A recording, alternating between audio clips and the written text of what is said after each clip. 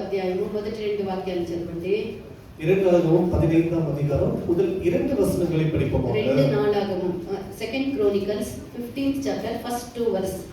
ಆಗ ಓಬೇದನ ಮಗನಾದ ಅಜರ್ಯನ ಮೇಲೆ ದೇವರ ಆತ್ಮ ಬಂದದ್ದರಿಂದ ಅವನ ಆಸನವನ್ನು ಎದುರುಗೊಳ್ಳುವುದಕ್ಕೆ ಹೋಗಿ ಅವನಿಗೆ ಆಸನೆ, ಎಲ್ಲಾ ಯೆಹೂದ ಬೆನ್ಯಾಮೀನ್ ಕುಲಗಳವರೇ ಕಿವಿಗೊಡಿರಿ, ನೀವು ಯೆಹೋವನನ್ನು ಹೊಂದಿಕೊಂಡಿರುವ ತನಕ ಆತನು ನಿಮ್ಮೊಂದಿಗಿರುವನು. ಆತನನ್ನು ನೀವು ಹೊಂದಿರುವ ತನಕ ಆತನು ನಿಮ್ಮೊಂದಿಗೆ ಇರುವನು. ನೀವು ಆತನನ್ನು ಹುಡುಕಿದರೆ ನಿಮಗೆ ಸಿಕ್ಕುವನು. ಆತನನ್ನು ಹುಡುಕಿದರೆ ನಿಮಗೆ ಸಿಕ್ಕುವನು. ಆತನನ್ನು ಬಿಟ್ಟರೆ ನಿಮ್ಮನ್ನು ಬಿಟ್ಟು ಬಿಡುವನು. ಆತನು ನಿಮ್ಮನ್ನು ಬಿಟ್ಟು ಬಿಡುವನು. ఆ కాలమున దేవుని ఆత్మ ఓదేదు కుమారుడైన అజర్య మీదికి రాగా అతడు ఆసాను ఎదురుగా పోయి ఇలాగున ప్రకటించెను. ఆసా యూదా వారలారా బెన్యామీనీయులారా, మీరందరూ నా మాట వినుడి. యెహోవా పక్షపు వారైన ఎడల ఆయన మీ పక్షమున ఉండును. మీరు ఆయన యుద్ధ విచారణ చేసిన ఎడల మీరు ఆయన యుద్ధ విచారణ చేసిన ఎడల ఆయన మీకు ప్రత్యక్షమగును. మీరు ఆయనను విసర్జించిన ఎడల, ఆయనను దేవుణ్ణి మీరు విసర్జించిన ఎడల ఆయన మిమ్మల్ని విసర్జించును. వాక్యాన్ని బాగా వినాలా. వాక్యమే మనకి ఆధారం, వాక్యమే మనకు జీవము, వాక్యమే మనకు సత్యము, వాక్యమే మనల్ని త్రోవ నడిపించేది, వాక్యమే మనల్ని సంపూర్ణంగా చేసేది, వాక్యమే మనల్ని దేవుని యొక్క రాజ్యమునకు చేర్చేది. కావున వాక్యాన్ని బాగా వినండి. తమిళ படிங்க. அப்பொழுது தேவனுடைய ஆவி ஓதேதின் குமாரனாகிய அசரியாவின் மேல் இறங்கினதினால் அவன் வெளியே ஆசாவுக்கு எதிர்கொண்டு போய் அவனை நோக்கி ஆசாவே, யூதா பென்யமீன் கோத்திரங்களின் சகல மனுஷரே கேளுங்கள். நீங்கள் கர்த்தரோடு இருந்தால் அவர் உங்களோடு இருப்பார். நீங்க கர்த்தரோடு இருந்தால், முதலாவது கட்டளை, நீங்க கர்த்தரோடு இருந்தால் அவர் உங்களோடு இருப்பார். நீங்கள் அவரை தேடினால் உங்களுக்கு வெளிப்படுவார். அவரை கர்த்தரை விட்டு விட்டீரே ஆனால் அவர் உங்களை விட்டு விடுவார். హల్లెలూయా, హల్లెలూయా. ప్రియమైనటువంటి దేవుని యొక్క జనమా, ప్రభు కృప వలన మనము గత సంవత్సరముని దాటుకొని కొత్త సంవత్సరంలో మనం అడుగుపెట్టి ఈ 2026 సంవత్సరం యొక్క మొదట ఆ యొక్క నెలని దేవుడు మనకి ఆయన కృప వల్ల దేవుడు మనల్ని ఆశీర్వదించి ఈ 2వ మాసం యొక్క 2వ నెల యొక్క మొదటి దినములో దేవుడు మనం అడుగుపెట్టేదానికి దేవుడు కృపను చూపించింది. கர்த்தருடைய கிருபையினாலே கடந்த வருஷத்தை தேவனானவர் தயவாய் கடக்க பண்ணி இந்த புதிய வருஷத்தில் நுழைய பண்ணி பிறகு முதலாம் மாதத்தையும் தேவன் நம்மை தயவாய் கடக்க பண்ணி இப்போது 2வது மாதம் 1ஆம் தேதி காலப்படிக்கு தெய்வம் பாராட்டி இருக்கிறார். ఈ సంవత్సరములో కాలు పెట్టినటువంటి మనము అనేక కార్యముల నిమిత్తము నిమగ్నులై అనేక కార్యాల నిమిత్తము మనము వెతికి అనేక కార్యాలని చేయ నిమిత్తము మనం అనేక కార్యాల్లో మనము సంతోషిస్తూ ఉన్నాము.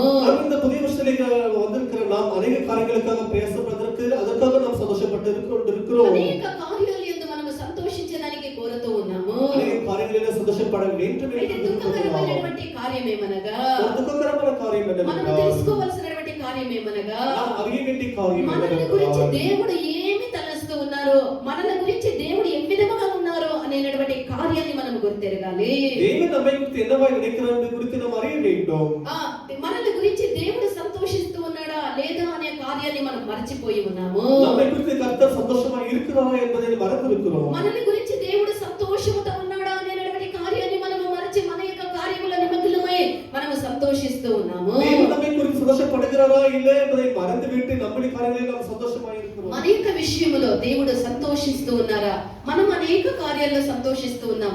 అయితే మన కార్యాల్లో దేవుడు సంతోషిస్తూ ఉన్నారా లేదా అనేది మనం గుర్తెరగాలి. நாம் பல காரியங்களிலே சந்தோஷமா இருக்கிறோம், ஆனால் கர்த்தர் நம்முடைய விஷயமாய் சந்தோஷமா இருக்கிறாரா என்பதை அறிய வேண்டும். మనల గురించి దేవునికి ఏం సంతోషం అని మీరు అడుగుతారా? అయ్యో కర్తருக்கு என்னை குறித்து என்ன சந்தோஷம் என்று கேட்கிறீர்களா? దేవునికి గల సంతోషం ఏమి అని మనం చూసినట్లయితే దేవుడు நம்மை குறித்து సந்தోషపడే కార్యం என்னవెன்று கேட்கும்போது 3 యోహాను 4వ వాక్యాన్ని చదవండి. 3 యోహాను 4వ వచనం படியுங்கள். 3rd John 4th chapter. ఒకే పత్రిక ఒరే అధికారంతో ఒరే చాప్టర్ இருக்கிறது. 3rd John 4th verse. నా పిల్లలు సత్యమును అనుసరించి నడుచుకొనుచున్నారని వినుట కంటే, నా పిల్లలు సత్యమును అనుసరించి నడుచుచున్నారు అనుట కంటే, నాకు ఎక్కువైన సంతోషము లేదు. నాకు ఎక్కువైన సంతోషము లేదు. హల్లెలూయా.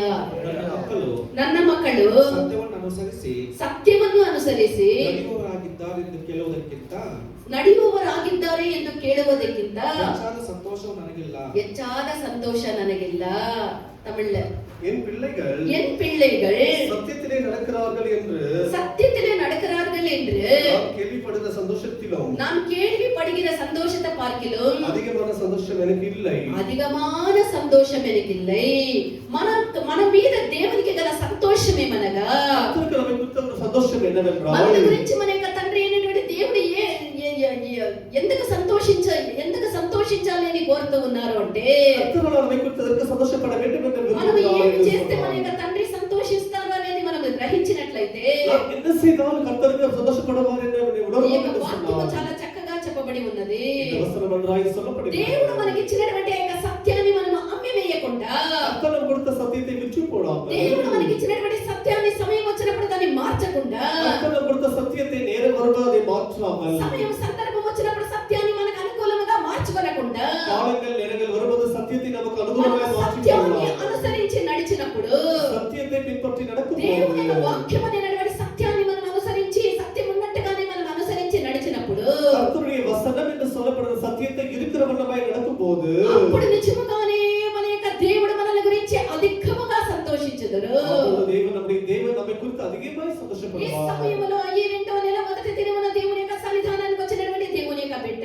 இந்த இரண்டாவது முதலாம் தேதியிலே கர்த்தருடைய గత சமூகத்துக்கு வந்திருக்கிற தேவனுடைய பிள்ளை 2025వ సంవత్సరమే గాని గడిచినటువంటి ఈ యొక్క 26వ సంవత్సరం యొక్క మొదటి నెల జరగని మాసమే అయినను సరే మనము సత్యాన్ని అనుసరించి జీవించి ఉన్నామా అనేది మనము చూడాలి. அவர்கள் கடந்த 2025 வருஷமாகிலும் சரி, இந்த புதிய வருஷமாக 26 வருஷமாகிலும் சரி, அல்லது கடந்த மாதமாகிலும் சரி, இந்த வந்திருக்கிற புதிய மாதமாகிலும் சரி, நாம் கர்த்தருடைய சத்தியத்தை பின்பற்றி நடக்கிறோமா? దేవుడు మనకి ఇచ్చినటువంటి ఈ యొక్క సత్యాన్ని అనుసరించి మనము జీవించి ఉన్నామా? கர்த்தர் நமக்கு கொடுத்த சத்தியத்தை பின்பற்றி లేదా நடக்கிறோமா? దేవుడు ఇచ్చినటువంటి ఈ యొక్క సత్యాన్ని మరచి అది అనుసరించడంలో మనం మర్చిపోయి ఉన్నామా? அல்லது கர்த்தர் கொடுத்த அந்த சத்தியத்தை பின்பற்றுவதை தவறி இருக்கிறோமா?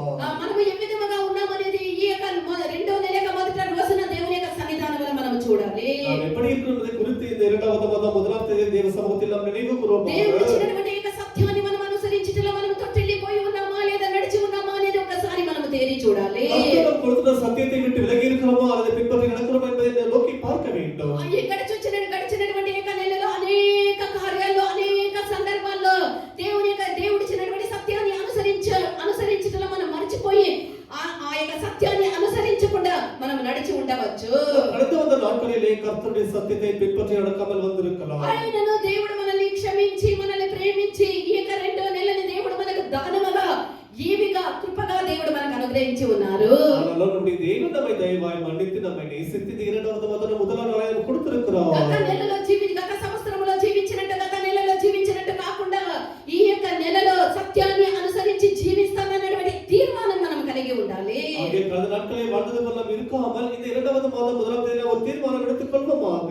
సత్యమును దేవుడు మనకి ఇచ్చినటువంటి యొక్క సత్యమును అనుసరించి నేను జీవించాలన్నటువంటి ఆ యొక్క తీర్మానంతో మనము ముందుకు కొనసాగిపోదాము. அந்த సత్యத்தை பின்பற்றி நடக்க வேண்டும் என்ற தீர்மானத்தோடு முன்னேறி செல்வோமாக. సత్యమును అనుసరించుట అనగా ఏమి అంటే சத்தியத்தை பின்பற்றி நடப்பது என்று சொன்னால் ఆ సత్యమే దేవుని యొక్క వాక్యము. அந்த சத்தியம் தான் ఆ கர்த்தருடைய వాక్యము வசனம். ప్రకారము నడుచుటయే మనము సత్యాన్ని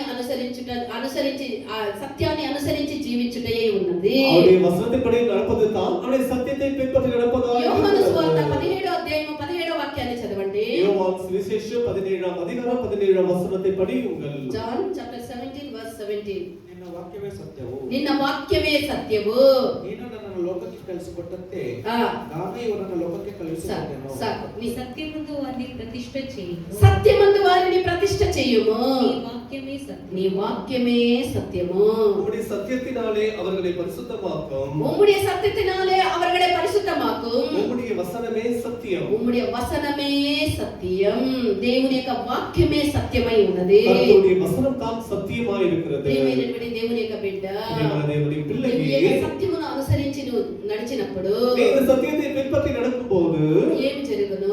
உனக்கு என்ன நடக்கும்? మొదటిగా సత్యము నిన్ను పరిశుద్ధపరచును. ఇక్కడ సత్యములో ప్రతిష్ఠ చేయము, సత్యములో పరిశుద్ధపరచము, సత్యములో పవిత్రపరచము అనేది ఆ యొక్క వాక్యము నిన్ను పరిశుద్ధపరచును. இங்கே சத்தியத்தினாலே வேதத்திலே பரிசுத்த வாக்கியம் என்று சொல்லப்படுகிறது கர்த்தருடைய வசனம் தான் நம்மை కావున பரிசுத்தமாக்கும். దేవుని యొక్క వాక్యమును మనము అనుసరించి నడిచినప్పుడు கர்த்தருடைய வசனத்தை பின்பற்றி ఆ యొక్క நடக்கும்போது సత్యమైనటువంటి యొక్క వాక్యం మనల్ని పరిశుద్ధులుగా శుద్ధులుగా చేయును. அந்த సత్యమైన పரிசுத்த వసనం நம்மை అపొస్తలుల కార్యములు பரிசுத்தமாக்கும். 17వ అధ్యాయము 11వ వాక్యమును మనం చూడగా அப்போஸ்தலர் நடபடிகள் 17ஆம் அதிகாரம் 11ஆம் வசனம் படியுங்கள்.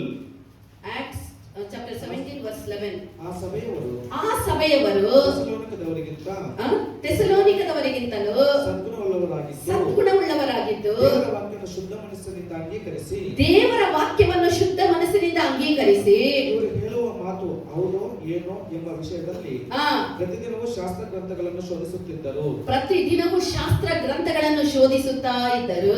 వీరు తెసలోనికలో ఉన్న వారి కంటే గనులై ఉండిరి కనుక వీరు తెసలోనికలో ఉండే వాళ్ళ కంటే ఘనులై ఉండిరి గనుక ఆసక్తితో వాక్యమును అంగీకరించి ఆసక్తితో దేవుని యొక్క వాక్యమును అంగీకరించి పౌలును సీలీయును చెప్పిన సంగతులు అలా ఉన్నవో లేవో అని ప్రతిదినమును లేఖనములు పరిశోధించుచూ వచ్చి ఇక్కడ బెరయ పట్టణస్థుల గురించి దేవుని యొక్క వాక్యము ఏమని చెప్తూ ఉన్నది అంటే பெத்தியா பட்டணத்தை குறித்து இங்க வசனம் என்ன சொல்லுகிறது? ఈ బెరయ పట్టణస్థులు ఈ యొక్క తెసలోనిక పట్టణస్థుల కంటే దేవుని యొక్క వాక్యమందు ఆసక్తి గలవారై ఉండి இந்த பெரிய பட்டணத்தார் அந்த சபையாரை பார்க்கல் மிகுந்த மனவாஞ்சி உள்ளவர்களாய் இருந்து వాడు దేవుని యొక్క వాక్యాన్ని సత్యమని అంగీకరించి அவர் தேவனுடைய வசனத்தை பின்பற்றி நடந்து పౌలు శీలాలు బోధించినటువంటి యొక్క లేఖన భాగములను ప్రతి దినము వాళ్ళు పరిశోధించుతూ ఉండిరి. அந்த தேவ வசனத்தை போதிக்கிற பவுலை சீலா அவர்கள் வசனத்தை பின்பற்றி நடந்தார்கள். వాళ్ళు దేవుని యొక్క వాక్యాన్ని అనుదినము పరిశోధించి ఆ యొక్క సత్య వాక్యముని అనుసరించి నడుచుతూ ఉండిరి. அவர்கள் అనుదిన தேவனுடைய వసనத்தை పరిశోధించి ఈ బెరయ పట్టణస్థుల తెసలోనికే ఆ పట్టణస్థుల కంటే ఘనులై ఉండిరని ఇక్కడ వాక్యములో మనము చూస్తూ ఉన్నాము. இந்த பெரிய பட்டணத்தார் இந்த தெசலோனிக்க சபையை பார்க்கிலும் நற்குணசாலிகளாக இருந்திருக்கிறார்கள். ప్రియమైనటువంటి దేవుని యొక్క బిడ్డ தேவனுடைய பிள்ளையே దేవుని యొక్క వాక్యమును మనం అనుసరించి నడిచినప్పుడు கர்த்தருடைய வசனத்தை பின்பற்றி ఆ యొక్క వాక్యము మనల్ని ఆ యొక్క వాక్యము మనల్ని పరిశుద్ధులుగా அந்த చేయును. வசனம் நம்மை பரிசுத்தவர்களாய் மாற்றிவிடும். ఆయన యొక్క వాక్యమే సత్యమై அவருடைய ఉన్నది. வசனமே ఆ சத்தியமாய் இருக்கிறது. వాక్యమనే సత్యమని అనుదినము ధ్యానించి అనుదినము మనం పాటించి ఆ సత్యమనేటువంటి వాక్యమందు మనం ఆసక్తి గలవారై ఉండి దాన్ని అంగీకరించి జీవించటకు మనం ఎంత మాత్రమో కూడా మనం మరచిపోరాదు. அந்த வசனம் என்ற சத்தியத்தை எழுதுவோம், அதை பழகி அதை விசுவாசத்தில் நடக்கும்போது நம்ம எதுவும் அதை மாற்றம் பின்பற்றப்படவே கூடாது. ఆ విధముగా మనం చేయనప్పుడు நம்ம அப்படி செய்யும் మన போது యొక్క దేవుడు మన యందు ఆనందించుదురు. நம்முடைய தேவன் நம்மை ఈ యొక్క பிரியப்படுவார். వాక్యమును అనుసరించి మనం జీవించినప్పుడు இந்த வசனத்தை ఆ பின்பற்றி యొక్క நடக்கும் వాక్యం போது మనల్ని మంచి గుణము గలవారిగా సద్గుణులుగా మనల్ని మంచి వారిగా ఆ యొక్క వాక్యం మనల్ని இந்த మార్చును. வசனமானது நம்மை நற்குணசாலிகளாக மாற்றிவிடும். ఈ యొక్క వాక్యాన్ని మనం అనుసరించి జీవించినప్పుడు మనం సద్గుణ సంపన్నులుగా సద్గుణశీలులుగా దేవుని యొక్క సత్యము మనల్ని ఆశీర్వదించును. தேவனுடைய வசனத்தை பின்பற்றி நடக்கும் போது அவருடைய வசனம் நம்மை நற்குணசாலிகளாக மாற்றிவிடும். ప్రకటన 12వ అధ్యాయం 2వ వాక్యం 11వ వాక్యాన్ని చదవండి. வெளிப்படுத்தின விசேஷம் 12ஆம் அதிகாரம் 11ஆம் வசனம் படியுங்கள். Revelation chapter 12 verse 11. ಅವರ ಪ್ರಾಣದ ಮೇಲಿನ ಪ್ರೀತಿಯನ್ನು ತೊರೆದು ಆ. ಮರಣಕ್ಕೆ ಹಿಂತೆಗೆಯದೆ ಆ. ಯಜ್ಞದ ಕುರಿಯಾದ ಆತನ ರಕ್ತದ ಬಲದಿಂದಲೂ ಯಜ್ಞದ ಕುರಿಯಾದಂತಹ ಕುರಿಯ ರಕ್ತದಿಂದಲೂ ನಮ್ಮ ವಾಕ್ಯದ ಬಲದಿಂದಲೂ ಅವರನ್ನು ಜಯಿಸಿದರು. ಅವನನ್ನು ಅಪವಾದಿಯನ್ನು ಸೈತಾನನನ್ನು ಜಯಿಸಿದರು. వారు గొర్రెపిల్ల రక్తమును బట్టి వారు గొర్రెపిల్ల రక్తమును బట్టియు వారు ఇచ్చిన సాక్ష్యమును బట్టి వారు ఇచ్చినటువంటి సాక్ష్యమును బట్టియు వారిని జయించి ఉన్నారు గాని అపవాదిని జయించి ఉన్నారు గాని మరణమునకు తమ ప్రాణములను చాలమ్మా. అర్పించిన వారు కారు. హల్లెలూయా. చాలు. மரணம் நேரிடுகிறதா இருந்தாலும் மரணம் நேரிடுறதா இருந்தாலும் அதற்கு தப்பும்படி அதற்கு தப்பும்படி தங்கள் ஜீவனையும் பாராமல் தங்களுடைய ஜீவனையும் பாராமல் ஆட்டுக்குட்டியின் ரத்தத்தினாலும் ஆட்டுக்குட்டியின் ரத்தத்தினாலும் தங்கள் சாட்சியின் வசனத்தினாலும் సాక్షిயின் వసనத்தினாலும் அவனை ஜெயித்தார்கள்.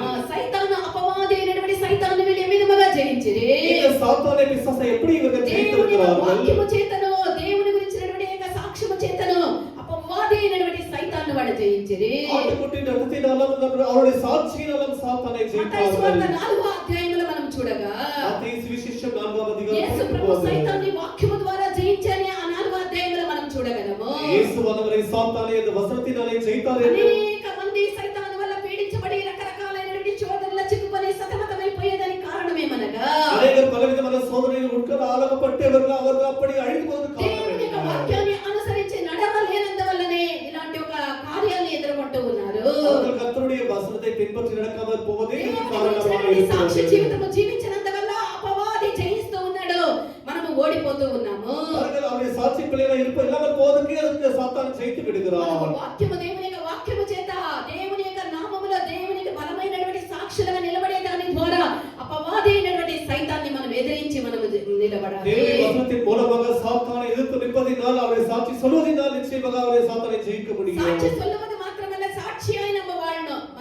సాక్షిగా జీవించాలి. భూదిగంతముల వరకు మనము అపవాది అయినటువంటి సైతాన్ని జయించడానికి మనము భూదిగంతముల వరకు సాక్షులుగా దేవుని యొక్క వాక్యాన్ని అనుసరించి మనము జీవించాలి. பூமியின் கடையாந்தர்கள் வரைக்கும் கர்த்தருக்கு சாட்சி பிள்ளைகளாய் இருக்க வேண்டும். యోహాను సువార్త 5వ అధ్యాయం 39వ వాక్యాన్ని చూడండి. யோவான் சுவிசேஷம் 5వ అధ్యాయం 39వ వచనం పడి ఉండండి. లేఖనములందు మీకు నిత్య జీవము కలదని తలంచుచు, లేఖనములందు మీకు నిత్య జీవము కలదని తలంచుచు వాటిని పరిశోధించుచున్నారు. అవి నన్ను గురించి సాక్ష్యమిచ్చుచున్నారు. హల్లెలూయా. வேத வாக்கியங்களை ஆராய்ந்து பாருங்கள். வேத வாக்குகளை ஆராய்ந்து பாருங்கள். அவைகளினால் உங்களுக்கு நித்திய ஜீவன் உண்டென்று, அவைகளினாலே உங்களுக்கு நித்திய జీవనే ఉండెంద్రు ఎన్నుతీర్గలే. హల్లెలూయా. యేసు ప్రభు చెప్పినప్పుడు ఏమని చెప్తూ ఉన్నారు? యేసు మనకు சொல்லுவது என்ன சொல்லுகிறார்? లేఖనములు అనగా దేవుని యొక్క వాక్యాన్ని పరిశోధించి చూడండి. வேத வாக்கியங்களை ஆராய்ந்து பாருங்கள். என்ன இருக்குது அதுல? அதுல என்ன அடங்கி இருக்கிறது? தங்க சுரங்கத்துல என்ன இருக்குது? இந்த கெணில இறங்கி என்னத்தை எடுத்துட்டு வந்து நின்னாங்க? இந்த கல்லுல பொண்ணு வெளியேற பெற்ற பொண்ணை தேடி கண்டுபிடிச்சு அதை எடுத்துட்டு வந்துட்டு இருந்தாங்க. அல்லேலூயா. కదా வேற எங்குமே கிடைக்காது. இந்த தங்க சுரங்கத்துல நாம இருக்கிற இந்த மண்ணுல தான் தங்கம் இருக்கிறது. அல்லேலூயா. ஆனா நம்ம கிட்ட 1 கிராம் தங்கம் கூட இல்லனாலும் பரவாயில்லை. நம்ம வாழ்ற நிலம் என்ன நிலம்? தங்க நிலம். அல்லேలూయా. చిన్నದ వీడు, చిన్నದ నాడు, చిన్న ಬೆಳೆಯುವಂತಹ ప్రదేశ. அல்லேలూయా. అప్పుడు அல்லேలూయా ఆరాంచి అత్తే శోధించి దాన్ని మిల్లల్లో పోయి క్రషర్లో పోయి దాన్ని శోధించి దాన్ని తీసి దాన్ని ఎంతంత పరిశోధించి దిబ్బలుగా వేసిండేదంతా కూడా ఆ సైనాటి కొండలు అవన్నిటిని కూడా ఆ రాళ్ళని పుడి కొట్టి దాంట్లో ఉండే బంగారం తీసి దాన్ని వేసిండారు. ఇప్పుడు దాంట్లోనే ఎంతో బంగారం ఉంది అని దాన్ని కూడా శోధించేదాన్ని, ఆ శోధించి పారేసిండే దాంట్లో కూడా ఎంతో బంగారం ఉందని చెప్తూ ఉన్నారు. హల్లెలూయా. అప్పుడు ఇది నశించిపోయే సువర్ణం. హల్లెలూయా.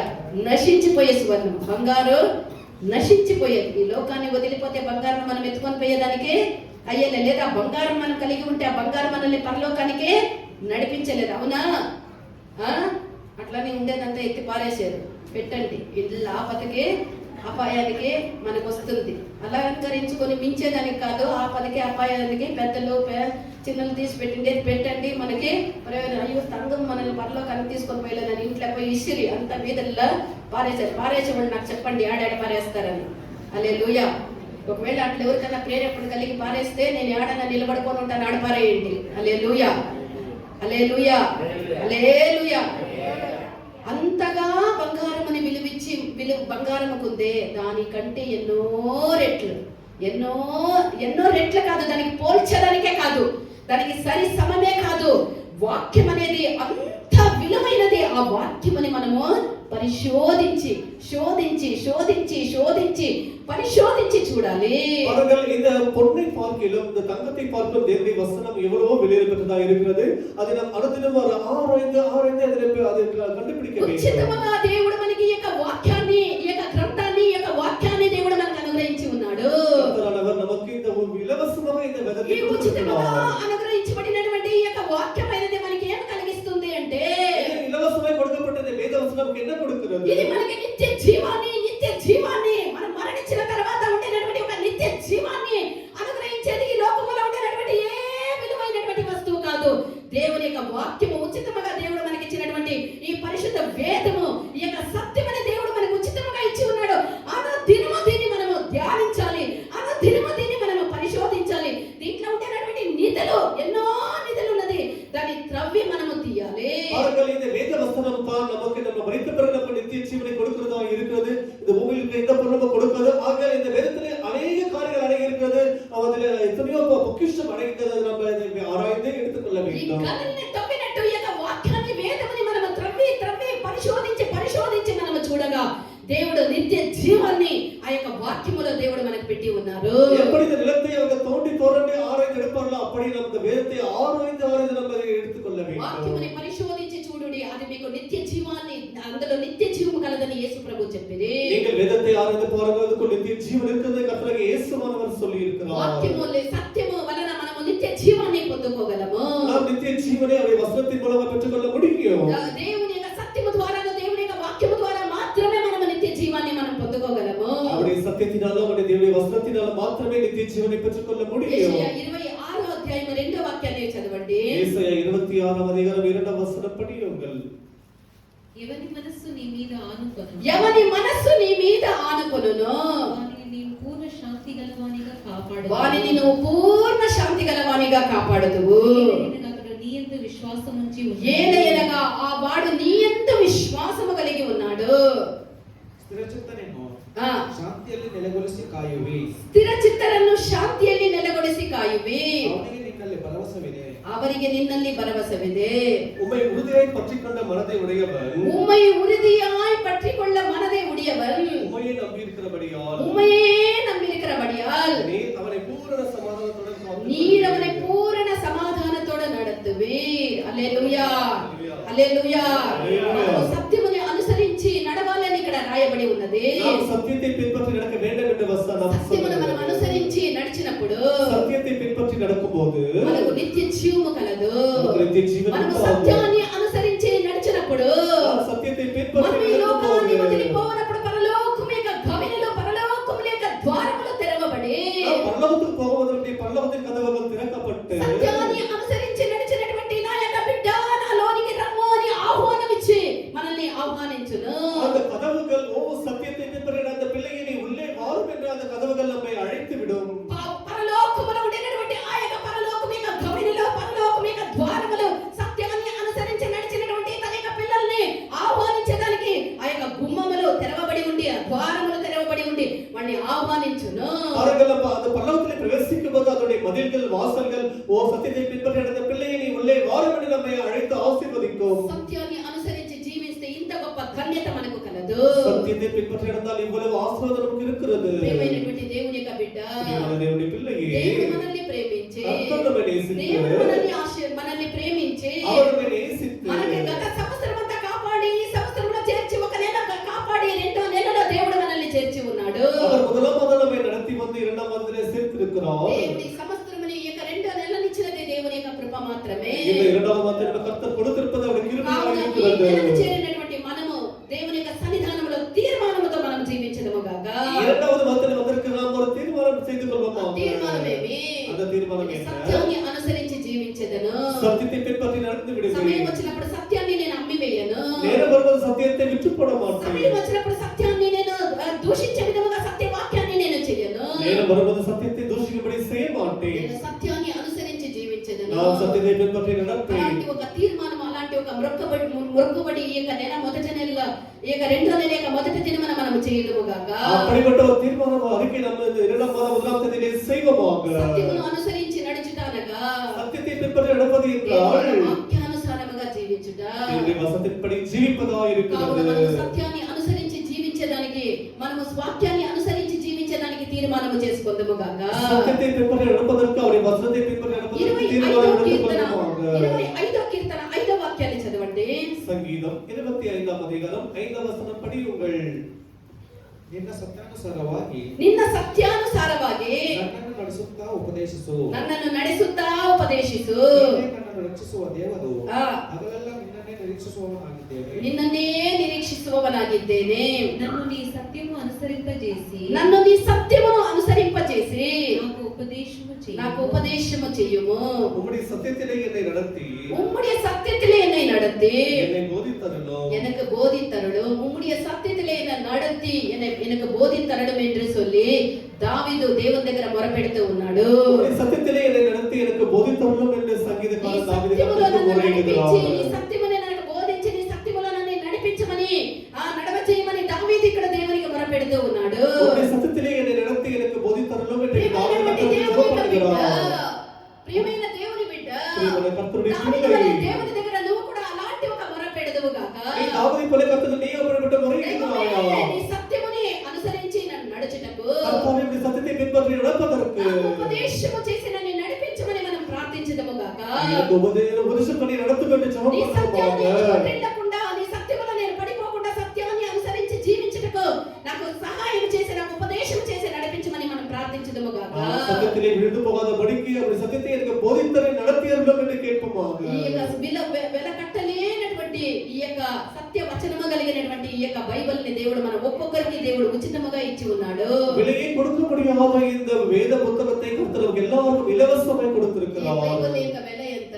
இந்த பைபிளுடைய விலை என்ன? ఈ లోకము సర్వలోకమున ఉండేటటువంటి ఏ ఒక్కటి కూడా దీనికి విలువైనది కాదు. దీనికి వెల కట్టలేము. இந்த பூமியில இருந்த எந்த ஒரு பொருளும் கூட இந்த வேதத்திற்கு அது கிரயத்தை கொடுக்க முடியாது. దీన్ని మనం ఈ యొక్క వెల నుంచి కొనలేనటువంటి ఒక వాక్యాన్ని, ఒక బైబిల్ ని దేవుడు మనకు ఉచితముగా దేవుడు అనుగ్రహించి ఉన్నాడు. விலை கொடுத்து வாங்க முடியாத இந்த வேத வாக்கியத்தை கர்த்தர் நமக்கு இலவசமாய் ఈ యొక్క கொடுத்திருக்கிறார். బైబిల్ అనగానే అది సత్య గ్రంథము అని, సత్య వేద గ్రంథం అని దానికి పేరు. இந்த பைபிள் என்று சொன்னால் இந்த சத்திய வேத வாக்கியம் என்று வசனம் அதுக்கு பெயராக పరిశుద్ధ இருக்கிறது. సత్య గ్రంథం అని దానికి పేరు. பரிசுத்த வேதகம் என்று அதுக்கு பெயராக இருக்கிறது. దేవుడు మనకు ఉచితముగా ఈ యొక్క గ్రంథమని, పరిశుద్ధమైనటువంటి ఈ యొక్క గ్రంథమని మనకి ఇచ్చి கர்த்தர் நமக்கு இது இலவசமாய் இந்த வேதகமத்தை கொடுத்து అనేక మర్మాల్ని, అనేక సత్యాలు విడి ఉన్నటువంటి ఈ యొక్క గ్రంథాన్ని మనకి ఇచ్చి దాన్ని బోధించి ఆ యొక్క సత్యాన్ని మనకు బోధిస్తూ ఉన్నారు. அநேக மர்மங்களையும் கர்த்தர் நமக்கு சத்தியங்களை போதிக்கிறார். మనము దాన్ని అనుసరించి మనము జీవించాలి. அதை பின்பற்றி நாம் நடக்க வேண்டும். అదే 2 దినవృత్తాంతాలు 15వ అధ్యాయం మొదటి 2 వాక్యాల్లో మనం చూడగా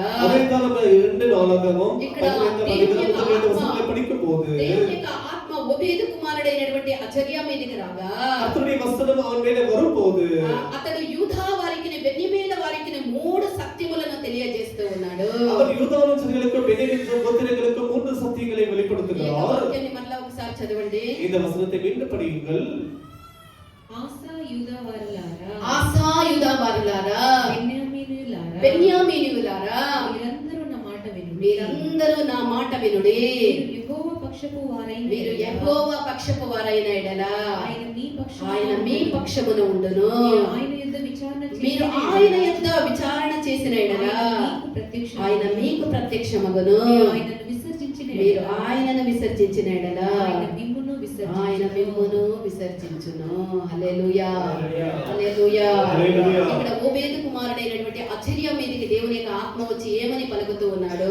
இங்கே ஓதேதின் குமாரனாகிய அசரியாவின் மேல் கர்த்தருடைய ஆவி வந்து என்ன சொல்லுகிறார்? రాజు అయినటువంటి ఆసాకును, యూదా వారందరికిను, ఇక్కడ బెన్యామీనులందరికిను ఒక 3 సత్యాల్ని గురించి తెలియజేస్తూ ఉన్నాడు. ராஜாவாகிய ஆசாவுக்கும் பென்யமீன் இந்த யூதா கோத்திரத்துக்கு கர்த்தர் இங்கே ஒரு 3 காரியங்களை మీరు வெளிப்படுத்துகிறார். యెహోవా పక్షపు వారైన, మొదటి సత్యము, మీరు యెహోవా పక్షపు వారైన ఎడల நீங்கள் கர்த்தரோடு இருந்தால் ఆయన మీతో మీ పక్షమునుండును. அவர் உங்களோடு இருப்பார். దేవుడు మన పక్షమున ఉండాలని మనం అందరం కోరుకుంటూ ఉన్నాము. கர்த்தர் நம்மோடு இருக்க வேண்டும் எல்லாரும் விரும்புகிறோம். దేవుడు మన పక్షాన ఉండాలి అంటే கர்த்தர் நம்மோடு இருக்க வேண்டும் என்று మొదటగా சொன்னார். మనము ఆయన పక్షపు వారై ఉండాలి. முதலாவது நாம் அவரோடு இருக்க வேண்டும். రెండో కార్యమేమి? இரண்டாவது காரியம் என்ன? మనం ఆయన యొక్క విచారణ చేసిన ఎడల நாம் அவரிடத்தை தேடி போகும்போது అక్కడ ఇక్కడ గొప్పోళ్ళు, పెద్దోళ్ళు, చిన్నోళ్ళు అని వెతికి పోయి విచారణ చేసేది కాదు. మనము దేవుని యొక్క విచారణ చేసిన ఎడల நாம் அங்கே இங்கே அலைந்து சிறியவர்கள் பெரியவர்கள் தேடி போவது அல்ல, முதலாவது அவரை நாம் தேடி வர வேண்டும். ఆయన మనకు ప్రత్యక్షమగును. அவர் நமக்கு வெளிப்படுவார். మనము ఆయన్ని